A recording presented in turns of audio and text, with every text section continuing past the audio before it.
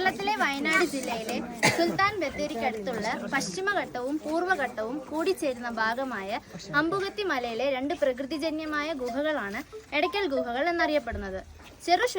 ചെറുശിലായുഗ സംസ്കാര കാലഘട്ടത്തിൽ എന്ന് കരുതുന്ന ശിലാലിഖിതങ്ങൾ ഈ ഗുഹയിൽ കാണപ്പെടുന്നു. കേരളത്തിൽ ലഭിച്ചിട്ടുള്ള ഏറ്റവും പഴക്കം ചെന്ന ലിഖിതങ്ങൾ ഇവയാണ്. സമുദ്രനിരപ്പിൽ നിന്നും ഏതാണ്ട് 4000 അടി ഉയരത്തിലുള്ള അമ്പുകത്തി മലയുടെ മുകളിൽ ഒരു വലിയ പാറയിൽ രൂപപ്പെട്ട ഒരു വിള്ളലിൻ മുകളിൽ നിന്ന് വീണുറച്ച കൂറ്റാൻ പാറയാണ് മനുഷ്യനിർമ്മിതമല്ലാത്ത ഈ ഗുഹയെ സൃഷ്ടിക്കുന്നത്. കേരളത്തിലെ ഏറ്റവും പുരാതനമായ ഒരു രാജവംശത്തിനെ പറ്റി സൂചന നൽകുന്ന ശിലാലിഖിതങ്ങൾ ലോക ഒത്തുചിത്രകലയുടെ ആദിമ മാതൃകകളെ അനുസ്മരിപ്പിക്കുന്ന തരത്തിലുള്ളവയാണ്. പ്രാചീനമായ ചിത്രങ്ങളും പിൽക്കാലത്ത് രേഖപ്പെടുത്തപ്പെട്ട ലിപികളും ഈ ഗുഹയിൽ കാണാം. മോള് പറഞ്ഞ എല്ലാവരും കേട്ടിട്ടുണ്ടോ? എന്നാലും നമ്മളവിടെ മാനന്തവാടി പശുകുടീരത്തിൽ ഇദ്ദേഹത്തെ കുറിച്ച് ചടക്കൽ ഗുഹയെ പറ്റി എഴുതി വെച്ചിട്ടുണ്ടായിരുന്നു ചരിത്രം. അപ്പോൾ നമ്മൾ പോകുന്നത് നിങ്ങൾ ഒരു പ്രധാന പോയിന്റ് ലോക പ്രശസ്തമായ സ്ഥലമാണിത്. കാരണം പിന്നെ അത്രയും പ്രസിദ്ധിയുണ്ട്, ഒരുപാട് ആളുകൾ വരുന്ന ശ്രദ്ധിക്കപ്പെടുന്ന ഇതാണ്. അതൊരു മനസ്സിൽ നിങ്ങൾ വെക്കുക. ഗൂഗിൾ സെർച്ച് ചെയ്താൽ നമുക്ക് എല്ലാ ഡീറ്റെയിലും കിട്ടും. പിന്നെ രണ്ടാമത് കറക്റ്റ് സാറ് പറഞ്ഞ മാതിരി 10:30 മണിക്കാണ് ആളുകൾ ഇവിടെ വരണം. ഇവിടുന്ന് നമ്മൾ നടന്ന് ഒന്നിച്ച് പോകണം. അല്ലെങ്കിൽ എന്താ പറയുക, ഇടയ്ക്ക് മിസ്സിങ് ആയാൽ പിന്നെ നമുക്ക് ഈ കയറ്റം കയറി തെരഞ്ഞു പിടിക്കൽ ബുദ്ധിമുട്ടാണ് കുട്ടികളൊക്കെ. അതുകൊണ്ട് ശ്രദ്ധിച്ച് 10:30 മണിക്കിന് എല്ലാവരും ഇവിടെ എത്തണം. 200 മീറ്ററാണുള്ളത്. 2 ഗുഹ ഉണ്ട്. 2 ഗുഹയിലും എല്ലാവരും പോകണം. കാരണം പണ്ട് ഞാനൊക്കെ സ്കൂളിൽ പഠിക്കുമ്പോൾ വരുമ്പോൾ ടോപ്പ് വരെ പോയിരുന്നു. അന്ന് നമ്മൾ മല പിടിച്ച് കയറി ചെയ്തിരുന്നത്. പക്ഷേ ഇന്ന് കറക്റ്റ് സ്റ്റെപ്പ് ഉണ്ട്, കറക്റ്റ് ഇരുമ്പിൻ്റെ സ്റ്റെപ്പ് ഉണ്ട്. സുഖമായിട്ട് കയറി ഇറങ്ങാം. ഇറങ്ങുമ്പോൾ ശ്രദ്ധിക്കണം, മഴയാണ്, സ്ലിപ്പ് വരും. അതുകൊണ്ട് ശ്രദ്ധിച്ചിറങ്ങും.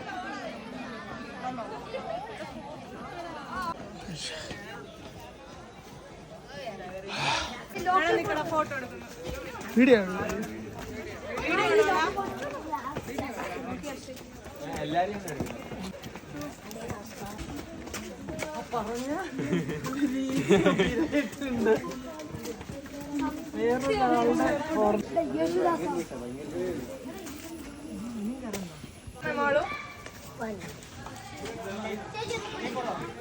എന്ത് പറ്റി? എന്താ പ്രോബ്ലം?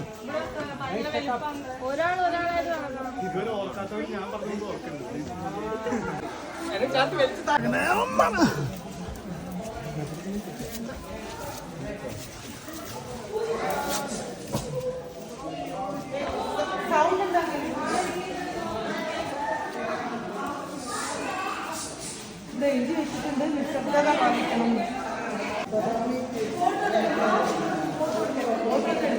നിങ്ങൾ സൈലൻസ് വേണം.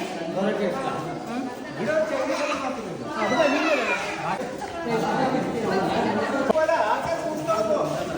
വലിയ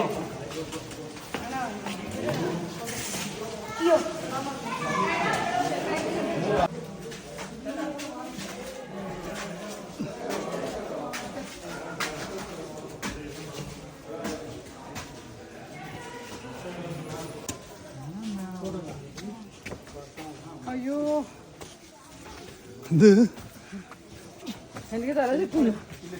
ഇത്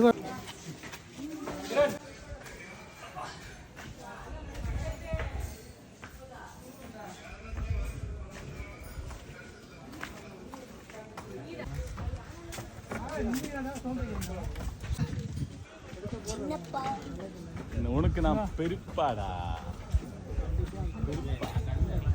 அவங்களுக்கு 2 பேருக்கு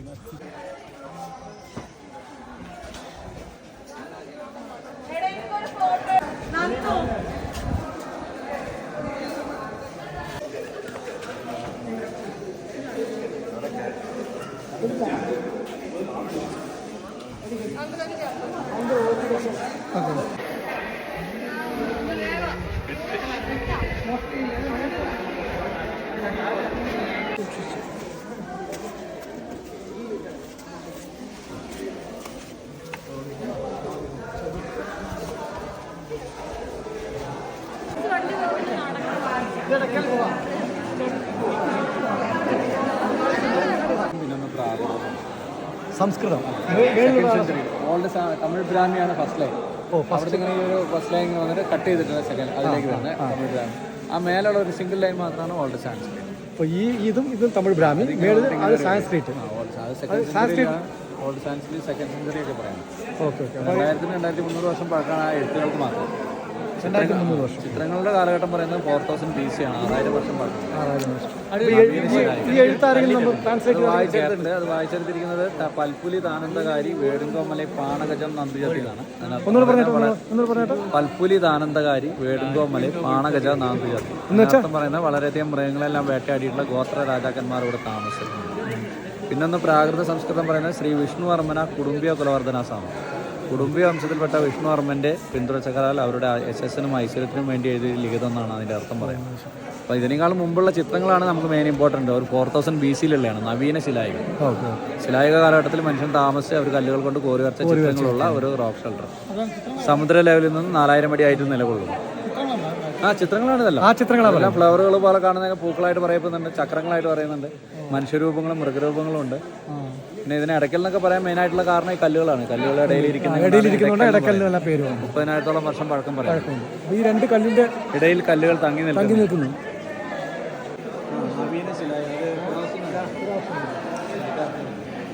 ഫുള്ളായിട്ട് ഇപ്പോഴത്തെ കൂടെ വരില്ല. 280 സ്റ്റെപ്പിനോളം ചേർന്ന് സ്റ്റീലിൽ ടിക്കറ്റ് കൗണ്ടർ സമാധാനമായി. പിന്നെ 1 കിലോമീറ്റർ റോഡ്.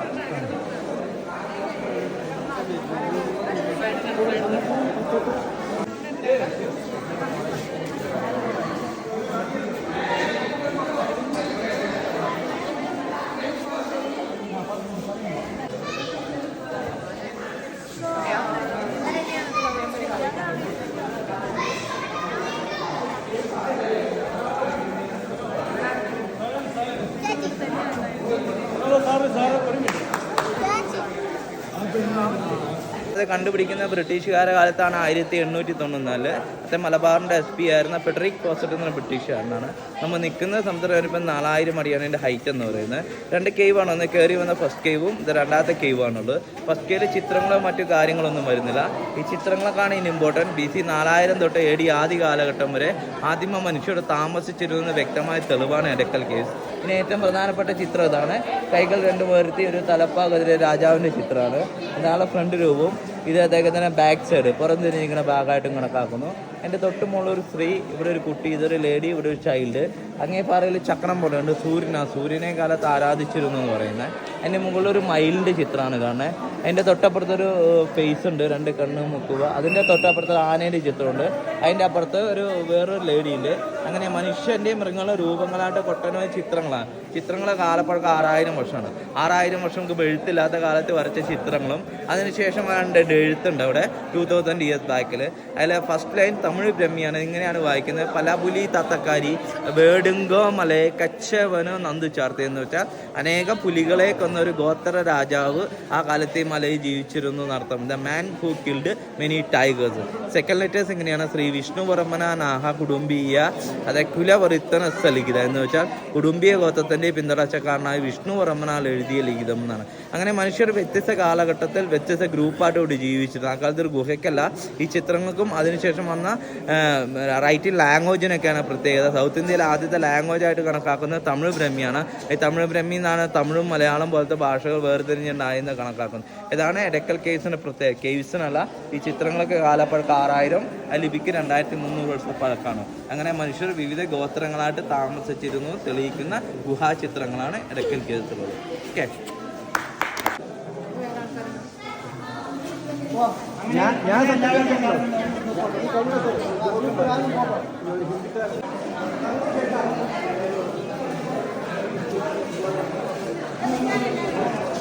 അവിടെ നിൽക്കൂ. ഒരു മിനിറ്റ്, മണിമുണ്ടരുത്, ചുപ് രഹോ. അതിന്റെ മുകളിൽ മയിൽ. ഇത് പിന്നെ എന്റെ പഴയ ഇതൊരു കുട്ടി. ഓക്കെ